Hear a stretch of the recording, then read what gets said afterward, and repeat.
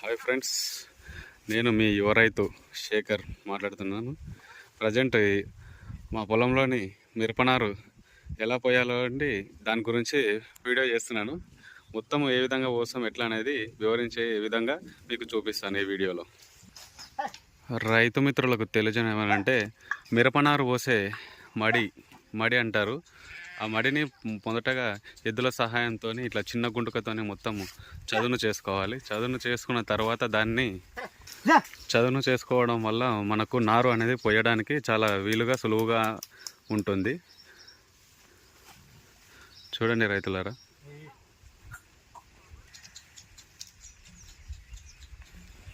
ఇలా మడిని గుంటుక సహాయంతో ఇలా చదును చేసుకోవాలి. లేవల్గా చూసుకోవాలి పొలాన్ని నారు పోయడానికి.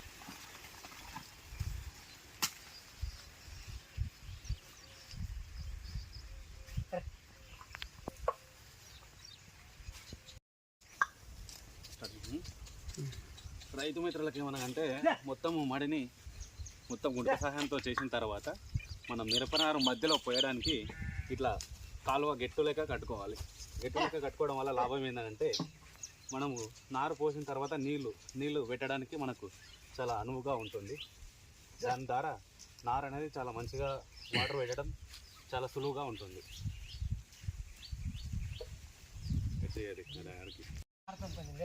నన్ను దింపు మంచిగా చేస్తాడు. దింపు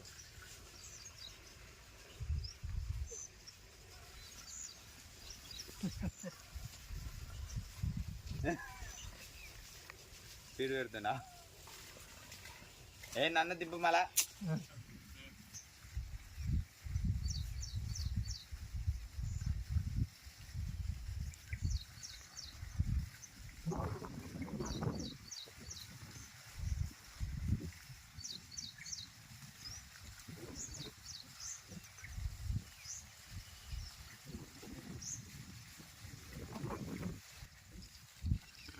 యూట్యూబ్లో కాదు, దానికి 12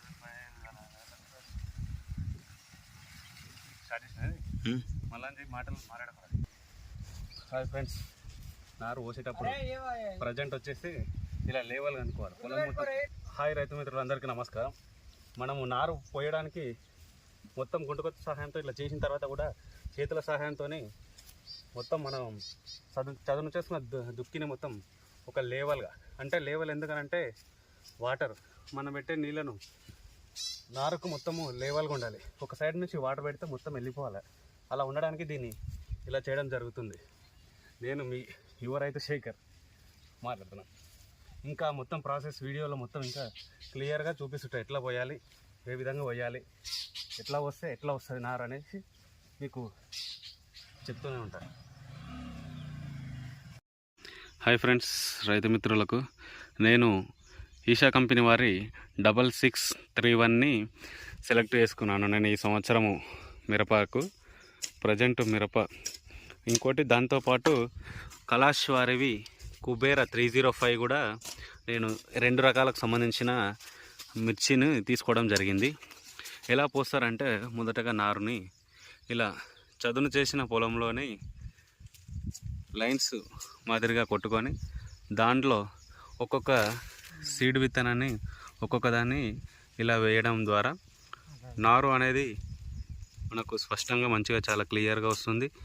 దీని ద్వారా చనిపోకపోవడం, వేరు పురుగు ఉంటే వేరు పురుగు ద్వారా కూడా చనిపోవడం అట్లాంటివి కూడా జరుగుతుంటాయి. మనం వేరు పురుగు కొట్టకుండా ఉండడానికి మొదటగానే గులకలు చల్లుకోవడం జరిగింది.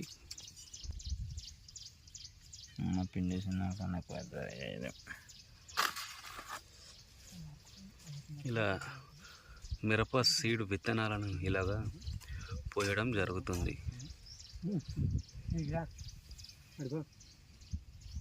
రైతు మిత్రులకు చెప్పేమనగంటే, మన సీడ్ని ఇలా పోసుకోవడం జరుగుతుంది.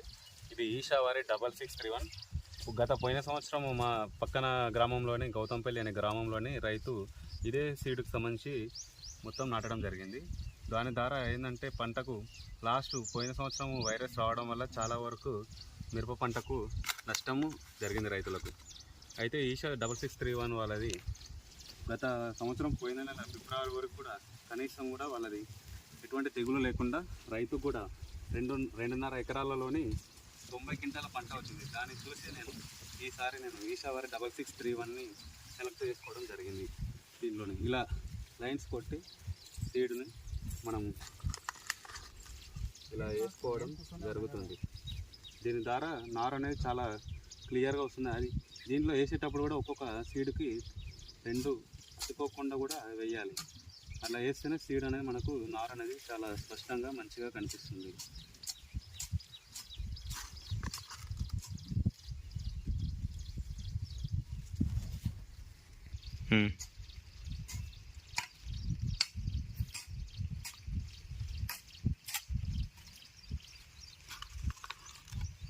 మనం నారు పోసిన 7 రోజుల వరకు మనకు చిన్నగా మొలకలుగా కనిపిస్తుంటాయి.